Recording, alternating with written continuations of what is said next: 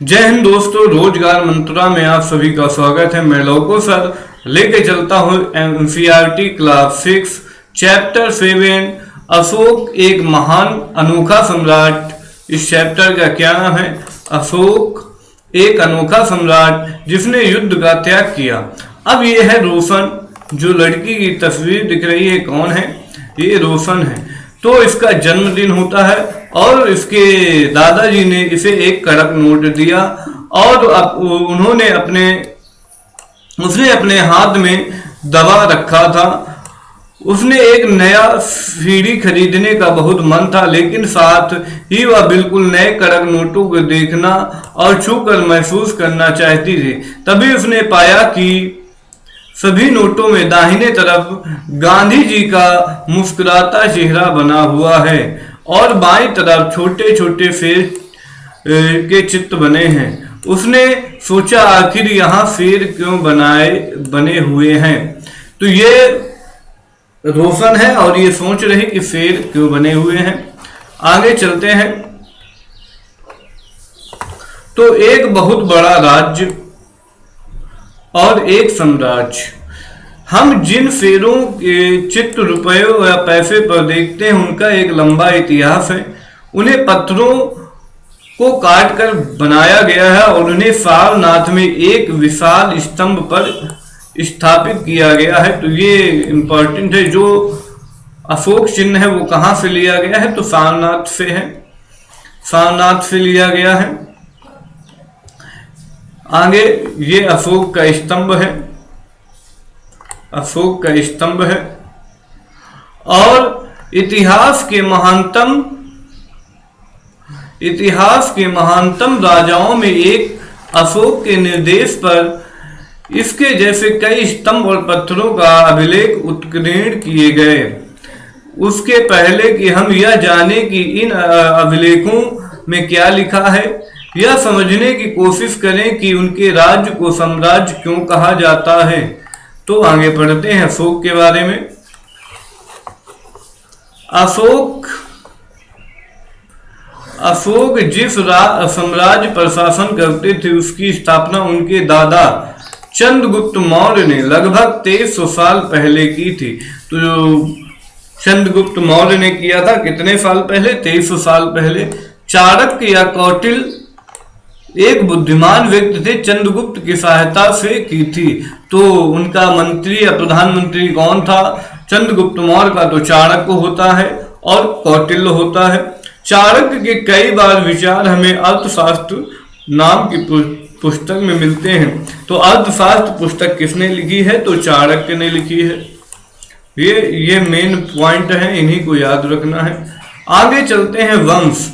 जब एक ही परिवार के कई सदस्य एक के बाद एक राजा बनते हैं तो उन्हें एक ही वंश कहा जाता है। मौर्य वंश में 3 महत्वपूर्ण राजा हुए, चंद्रगुप्त, फिर उनका बेटा बिंदुसार, फिर उनका पुत्र अशोक। ये 3 राजा थे जो मौर्य वंश में अत्यधिक शक्तिशाली थे।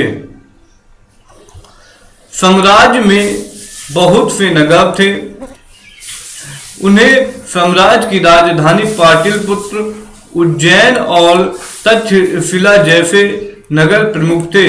तो राजधानी क्या थी? क्या कहते हैं मगध की? तो पाटलिपुत्र थी। तक्षशिला उत्तर पश्चिम और मध्य एशिया के लिए आने जाने का मार्ग था। दूसरी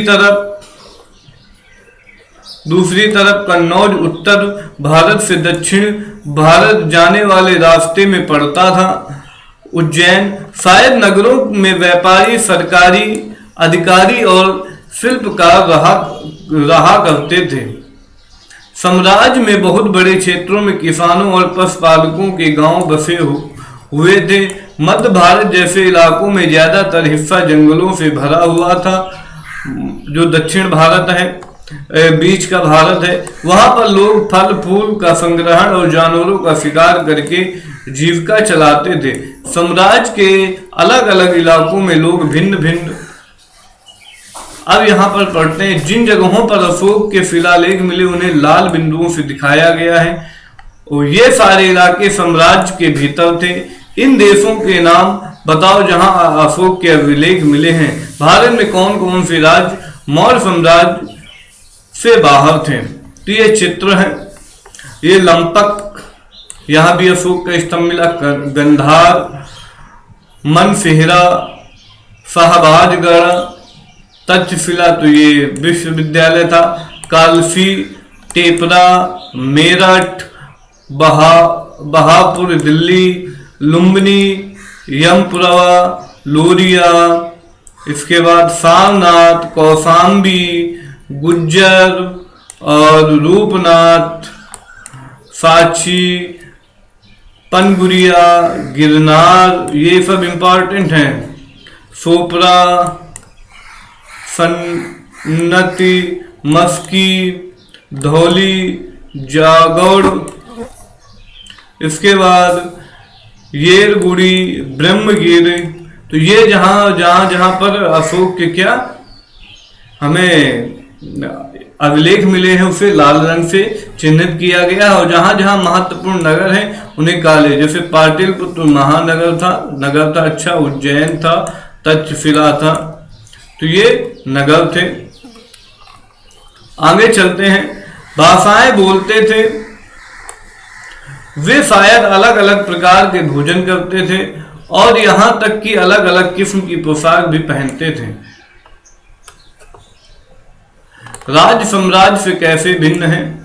चूंकि साम्राज्य राज्यों से बड़े होते थे और उनकी रक्षा के लिए बड़ी सेनाओं की जरूरत होती थी, इसलिए सम्राटों को राजाओं की तुलना में ज्यादा संसाधनों की जरूरत होती है। इसी कारण उन्हें बड़ी संख्या में कर इकट्ठा करने वाले अधिकारियों की जरूरत होती है। इकट्ठा करने वाले अधिकारियों की जरूरत होती है। आगे चलते हैं। साम्राज्य का प्रशासन, चूंकि मौर्य साम्राज्य बहुत बड़ा था, इसलिए अलग अलग हिस्सों पर अलग अलग ढंग से शासन किया जाता था। पाटलिपुत्र और उसके आसपास के इलाकों पर सम्राट का सीधा नियंत्रण था। इसका मतलब ये हुआ कि इस इलाके में गांवों और शहरों के किसानों, पशुपालकों, शिल्पकारों और व्यापारियों से कर इकट्ठा करने के लिए राजा अधिकारियों की नियुक्त करता था। जो राजा के आदेशों का उल्लंघन करते थे वे अधिकारियों उनको सजा भी देते थे। उनमें से कई अधिकारियों को वेतन भी दिया जाता था। संदेह वाहक एक जगह से दूसरी जगह घूमते रहते थे और राजा के जासूस अधिकारियों के कार्यकलाप पर नजर रखते थे। इन सब के ऊपर सम्राट था, जो राज परिवार एवं वरिष्ठ मंत्रियों की सहायता से सब पर नियंत्रण रखता था। मौर्य साम्राज्य के भीतर कई छोटे क्षेत्र या प्रांत थे। इन पर तक्षशिला या उज्जैन जैसी प्रांतीय राजधानियों से शासन किया जाता था।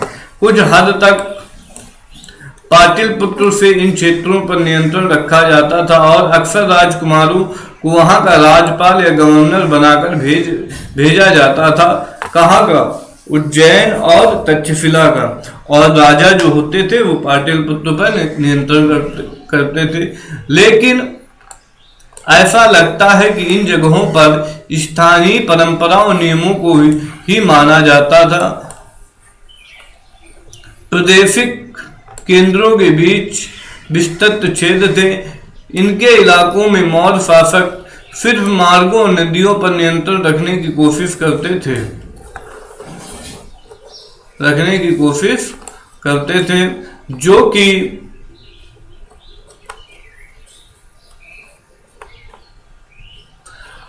आवागमन के लिए महत्वपूर्ण थे।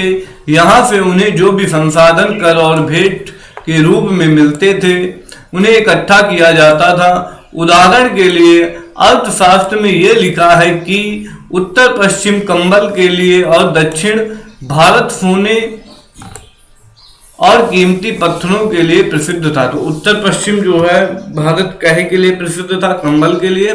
और दक्षिण भारत है वो काहे के लिए प्रसिद्ध था? सोने के लिए प्रसिद्ध था। संभव है कि संसाधन नजराने के रूप में इकट्ठा किए जाते थे। अब ये नजराना क्या है? जहां कर नियंत्रण ढंग से इकट्ठा किए जाते थे वही नजराना अनियमित रूप से जब भी संभव हो इकट्ठा किया जाता था।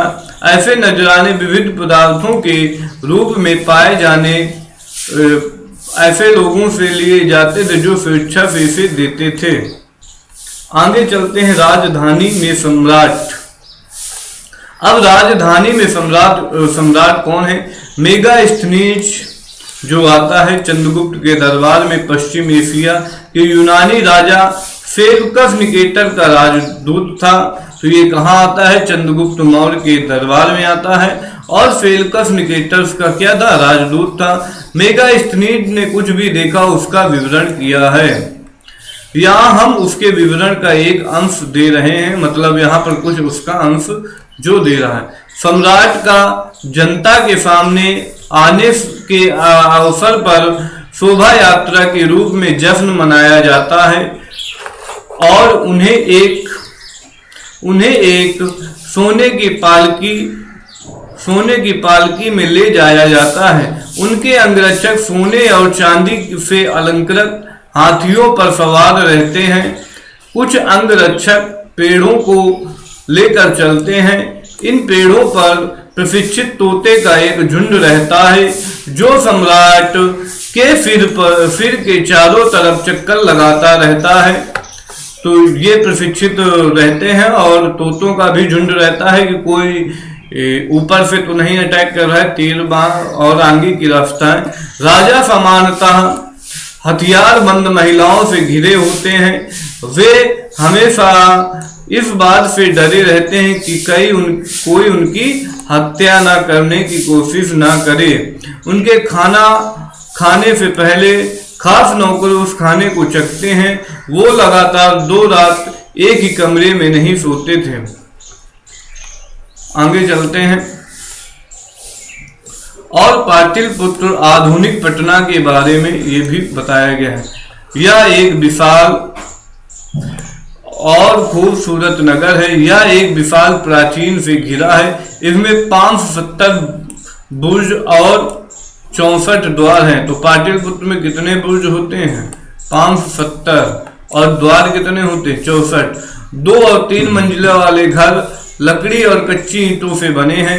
राजा का महल भी काठ से बना है जिसे पत्थर की नक्काशी से अलंकृत किया गया है। यह चारों तरफ से उद्यानों और चिड़ियों के लिए बने बसेरे से घिरा है।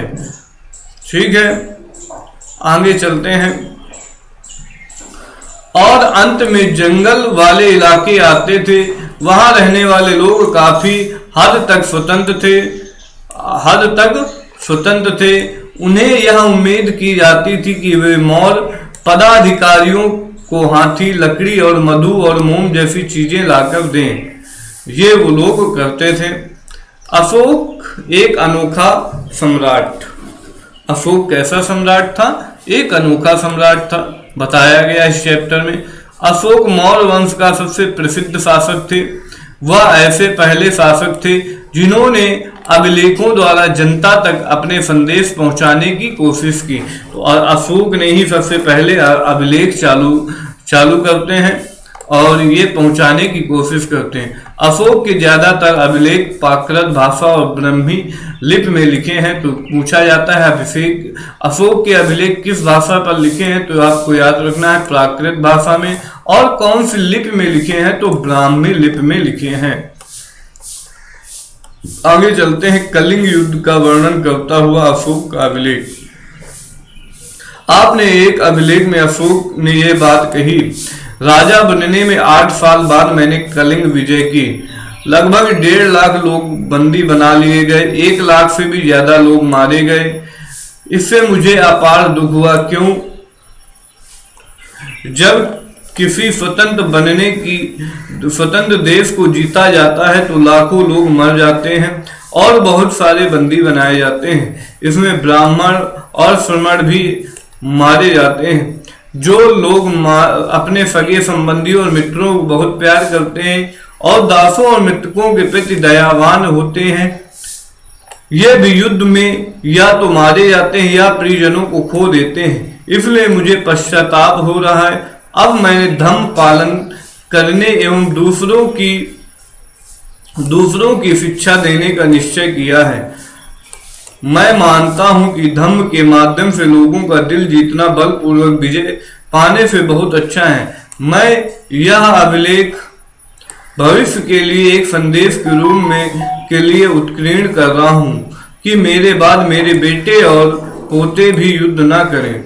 इसके बदले उन्हें यह सोचना होगा कि धर्म को कैसे बढ़ाया जाए। कलिंग की लड़ाई में युद्ध को अशोक के विचारों में कैसे परिवर्तन। धर्म संस्कृत शब्द, धर्म कैसा शब्द है? धर्म संस्कृत शब्द और धर्म का एक प्राकृत रूप है।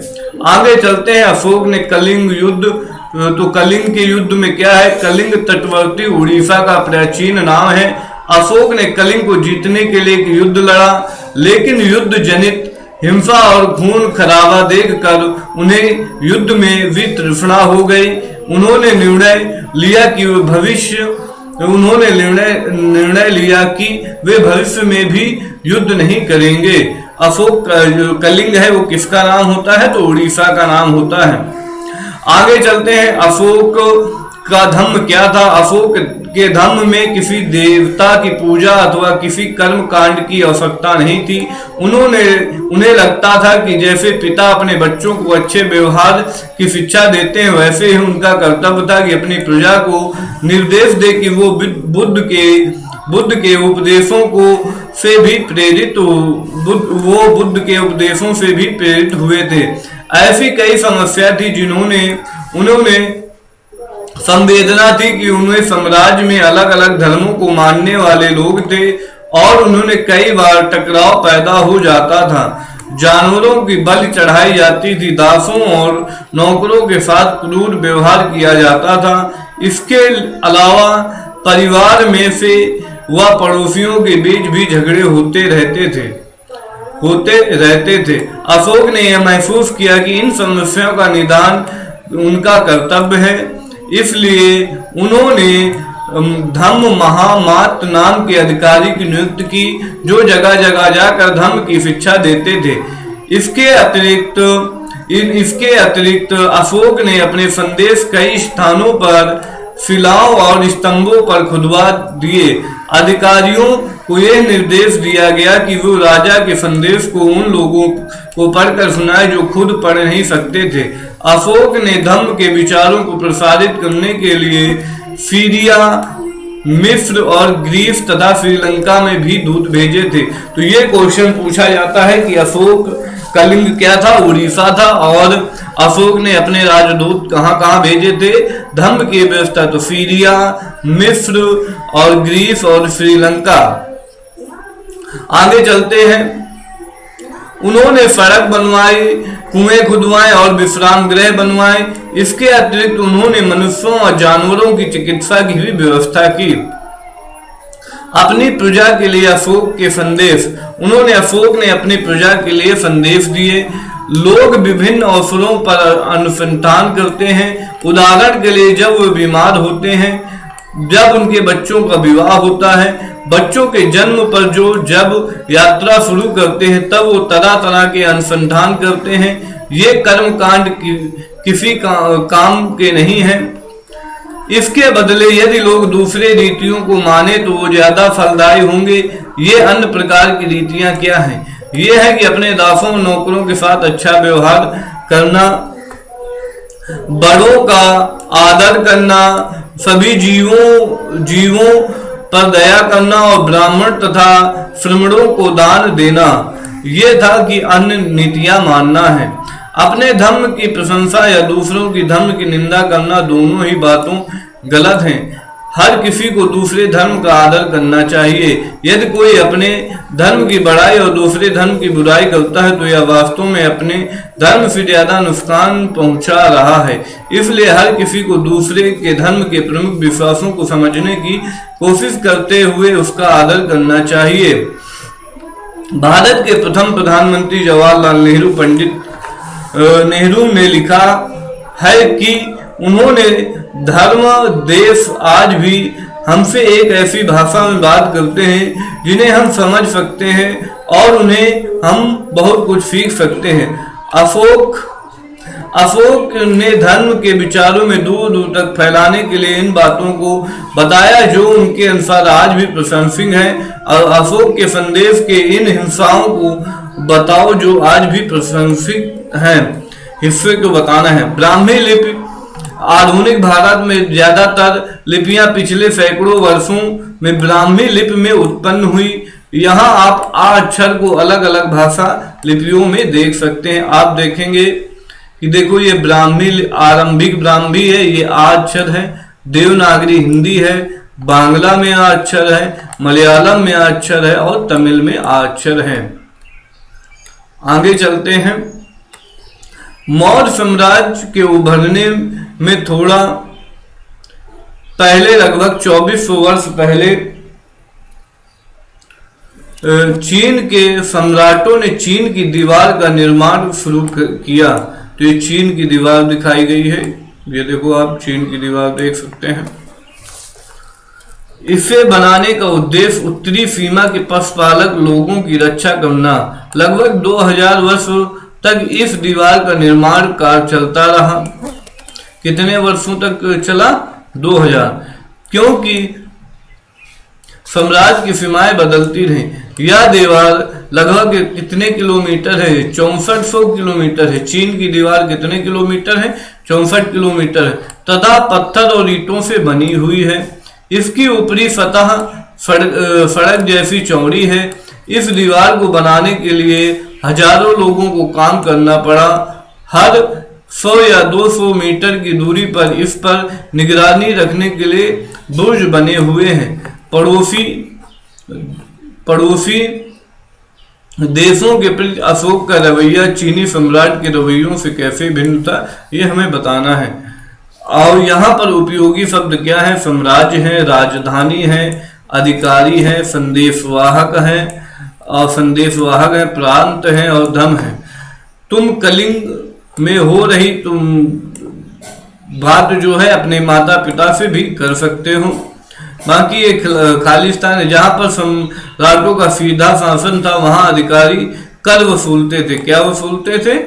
कर वसूलते थे।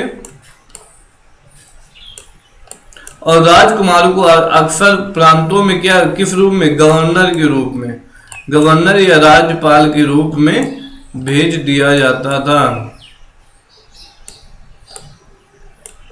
यहां पर गवर्नर आएगा। फिर इसके बाद मौर्य शासक आवागमन के लिए महत्वपूर्ण और नियंत्रण रखने का प्रयास करते थे। प्रदेशों में रहने वाले लोग मौर्य अधिकारियों को क्या दिया करते थे? मक्खन, घी वगैरह दिया करते थे। ये बताना है सही गलत। उज्जैन उत्तर पश्चिमी की तरफ आवागमन का मार्ग था, सही है। आधुनिक पाकिस्तान, अफगानिस्तान के इलाके मौर्य साम्राज्य के अंदर थे, सही है। चंद्रगुप्त के विचार अर्थशास्त्र में लिखे गए हैं। कलिंग बंगाल का प्राचीन नाम था, बिल्कुल नहीं। कलिंग उड़ीसा का प्राचीन नाम था। अशोक के ज्यादातर अभिलेख ब्राह्मी लिपि में, बिल्कुल सही है, ब्राह्मी लिपि में लिखे गए हैं, ठीक है। और भाषा पूछे तो प्राकृत भाषा में लिखे गए हैं, ठीक है। तो ये चैप्टर यहीं पर होता है क्या, समाप्त। ये आपको देखते हैं रेशमी मार्ग अभी देख लेते हैं। रेशमी मार्ग था उस टाइम का व्यापारी मार्ग। ये भूमध्य सागर है और यहाँ पर रेशमी मार्ग ये दिखाया गया है रेड कलर से। ये यहाँ से रेशम का उद्योग होता था, ठीक है। और आगे बातें हैं। आगे क्या आगे की बात, लगभग 2200 साल वर्ष पहले मौर्य साम्राज्य का पतन हो गया। इसके स्थान पर साथ भी अनेक जगहों पर कई राज्यों का उदय हुआ। पश्चिमोत्तर में तथा उत्तर भारत में कुछ भागों में करीब 100 साल तक हिंद यमन राजाओं का शासन रहा और इसके बाद पश्चिमोत्तर, उत्तर तथा पश्चिमी भारत तक शक नामक मध्य एशियाई लोगों का शासन स्थापित हुआ। इनमें से कुछ राज्य लगभग 500 वर्षों तक टिके रहे, जबकि शक शासकों को गुप्त शासकों से पराजय नहीं मिल गई। शकों के बाद कुषाणों ने लगभग 2000 वर्ष पहले का शासन स्थापित किया। आगे चलते हैं। ये कुषाण सिक्का है, कुषाण सिक्का दिखाया गया। ये हिंद यमन सिक्का है, हिंद यमन सिक्का है। उस टाइम के हिंद यमन सिक्का इस टाइप के चलते थे, राजा की मूर्ति होती थी। उत्तर तथा मध्य भारत में कुछ इलाकों में मौर्य शासक पुष्यमित्र संघ ने एक राज्य की स्थापना की। शुंगों के बाद कर्ण तथा कुछ और वंशों का शासक तब तक चल रहा था जब तक 1700 वर्ष पहले गुप्त साम्राज्य की स्थापना हुई। इसके बाद यह हमें देखना है कि पश्चिमी भारत के कुछ हिस्सों में शकों का शासन था। यहाँ पश्चिमी भारत तथा मध्य भारत पर शासन कर रहे सातवाहनों के साथ इनके कई युद्ध हुए। लगभग 2100 साल पहले स्थापित सातवाहन शासक राज्य 400 सालों तक टिका रहा और लगभग 1700 वर्ष पहले मध्य तथा पश्चिमी भारत में वाकाटक वंश का शासन स्थापित हुआ। दक्षिण भारत में 2200 से 1800 साल पूर्व में बचे चोलों, चेरों और पांड्यों ने शासन किया। लगभग 1500 साल पहले पालवों और चालुक्यों के 2 बड़े राज्यों की स्थापना की। ये यहाँ पर शक का सिक्का है। इसके अलावा इनमें से कई राज्य और राजा थे। इसके बारे में हमें उनके सिक्का और पांडुलिपियों और पुस्तकों से पता चलता है। इन सब के साथ साथ उनके होने वाले परिवर्तन हो रहे थे। इसमें सामान्य स्त्री पुरुषों का महत्वपूर्ण योगदान था। इसमें कृषि का प्रसार, नए शहरों का विकास, उद्योगों तथा व्यापारियों में प्रगति थी। व्यापारियों को एक तरफ जहां महाद्वीपों के अंदर तथा बाहर जमीन के रास्ते खोज की, वहीं पश्चिमी एशिया, पूर्वी अफ्रीका और दक्षिण पूर्वी एशिया के समुद्री रास्ते भी खुले थे।